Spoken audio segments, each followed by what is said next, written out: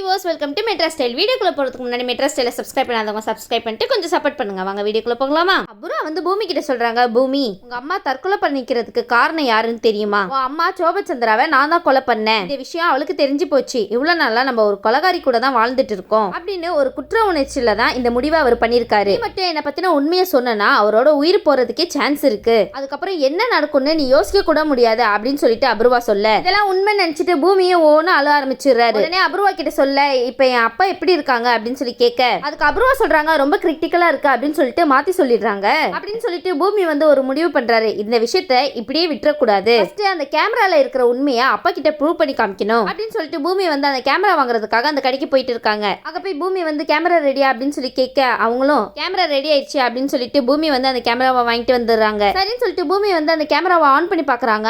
அதுல நடந்த எல்லா விஷயமே வந்து தெளிவா இருக்கு. இதை பார்த்த உடனே பூமி வந்து ரொம்ப எமோஷனல் ஆகி அழ ஆரம்பிச்சிடுறாங்க. அது மட்டும் இல்லாம கேபியை தனியா ஒரு இடத்துக்கு கூப்பிடுறாங்க. மாமா, உங்ககிட்ட ரொம்ப முக்கியமான ஒரு விஷயம் சொல்லணும் அப்படின்னு சொல்லிட்டு நம்ம கேபி கிட்ட எல்லா விஷயத்தையுமே சொல்றாங்க. அப்பா இப்ப ஹாஸ்பிட்டல்ல உயிருக்கு போராடிட்டு இருக்காங்க. அதுக்கான காரணம் யாருன்னு உங்களுக்கு தெரியுமா அப்படின்னு சொல்லி கேட்டுட்டு இருக்காங்க. உடனே வந்து யாருன்னு சொல்லி கேட்கும் போது அபூர்வா தான் அப்படின்னு சொல்லி சொல்றாங்க. இந்த விஷயத்தெல்லாம் தாங்கிக்க முடியாம தான் இந்த மாதிரி ஒரு முடிவு எடுத்துட்டாங்க. இப்ப நீங்களே சொல்லுங்க மாமா, இப்ப நான் என்ன பண்றது? என் கையில ஆதாரம் இருக்கு. ஆனா இந்த ஆதாரத்தை எங்க அப்பா கிட்ட போய் நான் எப்படி மாமா காமிப்பேன் அப்படின்னு சொல்லிட்டு இருக்கும்போது கேபி சொல்றாங்க, பூமி, நீ சொல்றதெல்லாம் எனக்கு நம்புற மாதிரியே தெரியல. அபூர்வா வந்து ஒரு சரியான ராட்சசி அப்படின்றது இந்த ஊருக்கே தெரியும். அவ சொல்றான்னு நீ நம்புவியா அப்படின்னு சொல்லி கேட்க, கண்டிப்பா இல்ல, சந்திரா எதுக்காக தற்கொலை பண்ணிக்கிட்டான்னு எனக்கு நல்லாவே தெரியும். பூமி வந்து இதை கேட்டு ரொம்பவே ஷாக் ஆகுறாங்க. அப்ப ஏன் அபூர்வா என்கிட்ட வந்து இந்த மாதிரி சொல்லணும், அவ என்கிட்ட எதுக்கு மாத்தி சொல்லணும் அப்படின்னு சொல்லி கேட்டுட்டு இருக்கும் போது அதுக்கு கேபி சொல்றாங்க, உனக்கு ஒரு விஷயம் தெரியுமா? அந்த மலையில என்ன சுட்டதே உங்க அப்பா தான். அபூர்வாவை காப்பாத்த போய் அவரு என்னையே தான் ஷூட் பண்ணாரு. நல்ல வேலை, எப்படியா நான் உயிர் பொழைச்சிட்டேன். அந்த குற்ற உணர்ச்சியில தான் சந்திரா இப்போ உயிருக்கு போராடிட்டு இருக்காங்க. தங்கச்சி புருஷனையே இந்த மாதிரி பண்ணிட்டோமே அப்படின்னு சொல்லிட்டு மனவேதனையில இருந்துட்டு இருக்காங்க பூமி. ஆனா இந்த விஷயத்த அந்த அபூர்வா அவங்க கிட்ட சொன்னாலா? கண்டிப்பா சொல்லியிருக்க மாட்டா. ஏன்னா அவ ஒரு சரியான காரியக்காரி. அவளை பத்தி தான் உனக்கு நல்லாவே தெரியுமே. உனக்கு அவளை பத்தி நல்லா தெரிஞ்சும் எப்படி அவளை கண்மூடித்தனமா நம்புன அப்படின்னு சொல்லிட்டு கேபி கேட்டுட்டு இருக்காரு பூமி கிட்ட. பூமி வந்து முழிச்சிட்டே என்ன சொல்றதுன்னு தெரியவே இல்ல. பூமி வந்து அழ ஆரம்பிச்சிடுறாரு. அழாதீங்க பூமி, எல்லாமே சரியாயிடும். உடனே வந்து கேபி கிட்ட சொல்றாங்க, பூமி, சரி மாமா, டைரக்டா நான் அப்பா கிட்ட போயிட்டு இந்த கேமரால இருக்கிற விஷயத்தெல்லாம் நான் காமிச்சிட்டு வந்துடுறேன் அப்படின்னு சொல்லிட்டு இருக்காரு பூமி. இந்த சைடு பூமி ஹாஸ்பிட்டலுக்கு போறதுக்கு முன்னாடி ககன் கிட்ட சொல்றாங்க, ககன், இப்ப நான் என் கையில என்ன வச்சிருக்கேன்னு உனக்கு தெரியுமா? அந்த அபூர்வா ஒரு கொலகாரி. அதுக்கான ஒரு ஆதாரத்தை தான் என் கையில நான் வச்சிருக்கேன். ஆதாரத்தை மட்டும் எங்க அப்பா கையில போய் காமிச்சனா நம்மளோட குடும்ப பிரச்சனை எல்லாமே சீக்கிரமா தீந்துரும் அப்படின்னு சொல்லிட்டு பூமி வந்து ரொம்ப சந்தோஷமாவே சொல்லிட்டு இருக்காங்க. ஆனா இந்த பக்கம் பாத்தீங்கன்னா அபூர்வாக்கு நம்ம பூமி கையில அந்த கேமரா கிடைச்சிருச்சு அப்படின்ற விஷயத்த தெரிஞ்சுக்கிறாங்க. அபூர்வாக்கு வந்து ஒண்ணுமே புரியாம அவங்க சித்தி கிட்ட சொல்லிட்டு இருக்காங்க, என்ன சித்தி, நம்ம எந்த ஆதாரம் அவன் கையில கிடைக்க கூடாதுன்னு நினைச்சோமோ அந்த ஆதாரமே அவன் கையில கிடைச்சிருச்சே. இப்ப அந்த பூமி அதை ரெடி பண்ணி கொண்டு வந்துட்டு இருக்கான். எப்படியாவது அந்த கேமரால இருக்கிற விஷயத்த அவங்க அப்பா கிட்ட காமிக்கணும்னு அவன் ஆர்வமா இருக்கான். கண்டிப்பா அவங்க அப்பா கிட்ட இந்த பூமி இந்த விஷயத்த சொல்லாம இருக்கவே மாட்டான். இப்ப நான் என்ன பண்ணுவேன், எனக்கு ஒண்ணுமே புரியலையா அப்படின்னு சொல்லிட்டு மருதாணி சித்தி கிட்ட சொல்லிட்டு ரொம்பவே பயங்கரமா அழுதுட்டு இருக்காங்க. ஒரு பக்கம் அபூர்வா, சந்திராக்கு மட்டும் நினைவு திரும்பவே கூடாது. அப்படி திரும்பிச்சுன்னா பூமி வந்து கண்டிப்பா அந்த ஆதாரத்தை அவர்கிட்ட போய் காமிச்சிருவாரு. ஆனா அந்த சந்திராக்கு மட்டும் எந்த நினைவு திரும்பலன்னா இந்த பூமினால எதுவுமே பண்ண முடியாது அப்படின்னு சொல்லிட்டு பேசிட்டு இருக்காங்க அபூர்வா. உடனே அங்க இருந்து நர்ஸ் வராங்க, மேடம், உங்களோட ஹஸ்பண்டுக்கு நினைவு வந்துருச்சு அப்படின்னு சொல்லிட்டு இருக்காங்க. நீங்க ஒரு ஆளா போய் பார்த்துட்டு வரலாம் அப்படின்னு சொல்லிட்டு நர்ஸ் போயிடுறாங்க. உடனே அபூர்வாக்கு தூக்கி வாரி போட்டுச்சு பாருங்க. அச்சோ, என்னது நினைவு திரும்பிடுச்சா? இப்ப நான் என்ன பண்ணுவேன்? பூமி மட்டும் அந்த ஆதாரத்தை காமிச்சானா என்ன உண்டில்லன்னு ஆக்கிடுவாரு அப்படின்னு சொல்லிட்டு ஒரு பக்கம் அபூர்வா பயந்துட்டு இருக்க, இந்த பக்கம் பூமி ஜாலியா சந்திராவை பார்க்க வந்துட்டு இருக்காங்க. இந்த ஆதாரத்தை எப்படியாவது நம்ம வந்து சந்திரா கிட்ட காமிச்சிடணும் அப்படின்னு சொல்லிட்டு ஆர்வமா வந்துட்டு இருக்கும் போது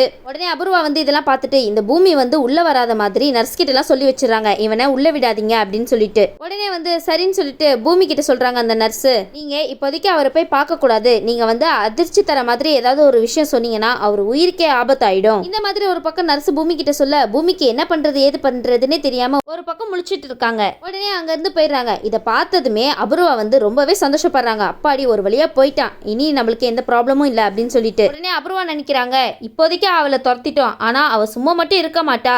கண்டிப்பா மறுபடியும் ஏதாவது ட்ரை பண்ணுவா. கண்டிப்பா அந்த ஆதாரத்தை எப்படியாவது சந்திரா கிட்ட காமிக்கலாம் அப்படின்னு சொல்லிட்டு தான் நினைச்சிட்டு இருப்பா. இதுக்கப்புறம் அவன் என்ன செய்ய காத்துட்டு இருக்கானே தெரியலையா அப்படின்னு சொல்லிட்டு அபூர்வா ஒரு பக்கம் வந்து பயத்துல நடுங்கிட்டு இருக்காங்க. உடனே அபூர்வா வந்து அந்த இடத்துல ஒரு பிளான் யோசிக்கிறாங்க. எப்படியாவது நம்ம சென்டிமெண்டலா பூமி கிட்ட பேசி அந்த ஆதாரத்தை சந்திரா கிட்ட காமிக்காம எப்படியாவது தடுத்து ஆகணும் அப்படின்னு சொல்லி நினைச்சிட்டு இருக்காங்க. இந்த சைடு ஒரு பக்கம் பூமியை பார்த்து அபூர்வா பேசிட்டு இருக்காங்க. என்ன பூமி, உன் கையில ஆதாரம் இருக்கு அப்படின்னு சொல்லிட்டு இந்த மாதிரிலாம் பண்ணிட்டு இருக்கியா? சரி இருக்கட்டும், என்னைக்காவது நான் பண்ண தப்பு சந்திராக்கு தெரிய வரதா போகுது.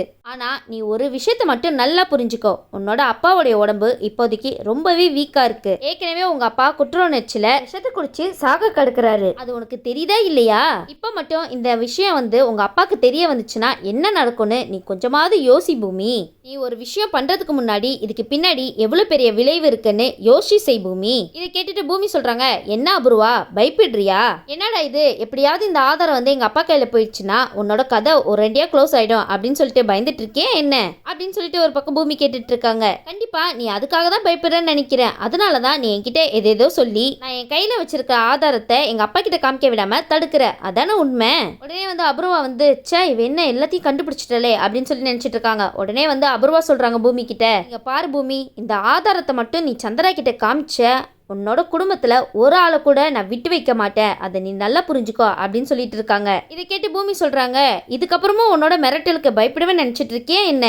அப்பா மட்டும் நல்லபடியா குணமாயி வீட்டுக்கு வரட்டும், இந்த கேமரால இருக்கிற எல்லா ஆதாரத்தையும் நான் அப்பா கிட்ட காமிக்க தான் போறேன். இப்போ நீ மிரட்டிட்டு இருந்தல என் குடும்பத்துல ஒரு ஆளை கூட விட்டு வைக்க மாட்டேன்னு, அதுக்கப்புறம் எங்க அப்பா உன்னை விட்டு வைக்கிறாரா இல்லையான்னு பாப்போம் அப்படின்னு சொல்லிட்டு இருக்காங்க பூமி.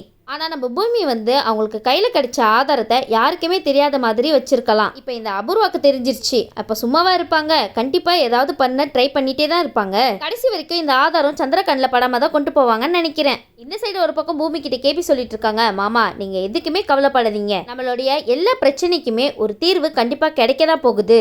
கண்டிப்பாக அந்த அபூர்வா நம்ம வீட்டை விட்டு போக தான் போறா, அதுவும் ஒரேண்டியா. இப்போதைக்கு என் கையில் கிடைச்ச ஆதார விஷயம் மட்டும் எங்கள் அப்பாவுக்கு தெரிய வந்துச்சுன்னா அந்த அபூர்வாவை ஃபர்ஸ்ட் உயிரோட விட்டு வைப்பாரானே நம்மளால யோசிச்சு கூட பார்க்க முடியாது. ஏற்கனவே இந்த அபூர்வா தான் இந்த விஷயம்லாம் பண்ணியிருப்பாளான்னு ஒரு சந்தேகம் இருக்கு. அது மட்டும் இல்லாமல் இந்த விஷயம் மட்டும் தெரிய வந்துச்சுன்னா அவர் கையாலேயே அபூர்வாவை முடிச்சு வச்சிருவாரு. உடனே பூமி இந்த மாதிரிலாம் பேசி சந்தோஷப்பட்டுட்டு இருக்காங்க. உடனே கேபி சொல்றாங்க, பூமி உன்கிட்ட நான் ஒரு விஷயம் சொல்றேன், அதை மட்டும் நீ நல்லா புரிஞ்சுக்கோ. இங்க பாரு பூமி, அவளை பத்தி உனக்கு தெரியவே தெரியாது. உன் கையில அந்த ஆதாரம் இருக்கு அப்படின்னு சொல்ற விஷயம் மட்டும் தெரிஞ்சதுக்கு அப்புறம் உன்னையே ஃபர்ஸ்ட் உயிரோட விட்டு வைக்கலாமா வேணான்னு தான் யோசிச்சுட்டு இருப்பா. கொஞ்சம் ஜாக்கிரதையா இருந்துக்கோ. அவ எந்த நேரத்துலயும் என்ன வேணா செய்வா, எந்த எல்லைக்கு கூடயும் போவா, அந்த விஷயத்துல மட்டும் நீ பார்த்து இருந்துக்கோ அப்படின்னு சொல்லிட்டு இருக்காங்க கேபி. இதை கேட்ட பூமியும் சொல்றாங்க, ஆமா நீங்க சொல்றது உண்மைதான் மாமா, கண்டிப்பா இந்த விஷயம் தெரிஞ்சிருச்சு அவங்களுக்கு, கண்டிப்பா என்னையும் ஏதாவது செய்யலான்னு தான் அவங்க யோசிச்சுட்டு இருப்பாங்க. ஆனா நீங்க எதுக்கும் கவலைப்படாதீங்க, கண்டிப்பா என்ன நான் பார்த்துப்பேன், நான் கண்டிப்பா பத்திரமா இருந்துப்பேன் மாமா, நீங்க கவலைப்பட்டுக்காதீங்க, இந்த விஷயத்தையும் போட்டு யோசிச்சுட்டு இருக்காதீங்க அப்படின்னு சொல்லிட்டு இருக்காங்க பூமி. கேபி சொல்றாரு, கண்டிப்பா இந்த விஷயத்துக்கெல்லாம் நான் ஒரு முடிவு கட்ட தான் போறேன். ஏன்னா உங்க அப்பா கிட்ட பேசுற விதத்துல பேசி இப்படியாவது ககனை அவங்க வீட்டு மாப்பிள்ளையா ஏத்துக்க வைக்கணும். கண்டிப்பா நீ வேணா பாரு இது நடக்கும் அப்படின்னு சொல்லிட்டு கேபி பூமி கிட்ட வாக்கு கொடுத்துட்டு இருக்காங்க. பூமி சொல்றாங்க, என்னவோ மாமா நம்ம ரெண்டு குடும்பமும் எந்த பிரச்சனையும் இல்லாம சந்தோஷமா இருக்கணும், நம்ம ரெண்டு குடும்பமும் ஒன்னா சேர்ந்து நிம்மதியா வாழ்ந்தாலே அது மட்டும் எனக்கு போதும் மாமா அப்படின்னு சொல்லிட்டு இருக்காங்க பூமி. எப்படியாவது பூமி கிட்ட இந்த ஆதாரத்தை வாங்கிடணும் அப்படின்னு சொல்லிட்டு அடியெல்லாம் அங்க ரெடி பண்ணிட்டு இருக்காங்க.